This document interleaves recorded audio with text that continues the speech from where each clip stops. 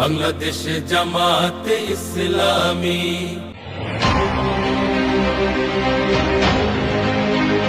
আগামীর ক্ষমতায় যেতে রাস্তা পরিষ্কার জামাতের।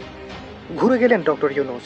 প্রিয় ভিউয়ার্স, এক সময়ের নির্যাতিত নিপীড়িত নিবন্ধন বাতিল হওয়া জামাত এখন ক্ষমতায় যাওয়ার আশার আলো দেখছে।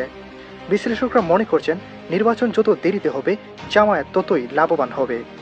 অনেকের ধারণা অন্যান্য রাজনৈতিক দল থেকে জামায়াতকে বেশি গুরুত্ব দিচ্ছেন ডক্টর ইউনূস।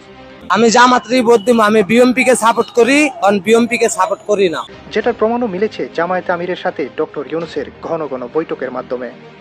আগামী নির্বাচনকে কেন্দ্র করে জামায়াত মনোনীত প্রার্থীদের ধৈর্যাপও দেখা যাচ্ছে চোখে পড়ার মতো।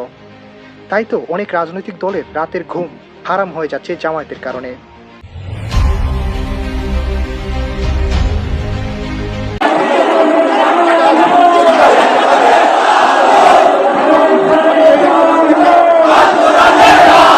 প্রিয় দর্শক, আপনি কি মনে করেন যে আগামী সংসদীয় নির্বাচনে বাংলাদেশ জামায়াত ইসলামী দেশের রাষ্ট্র ক্ষমতায় যেতে চলেছে?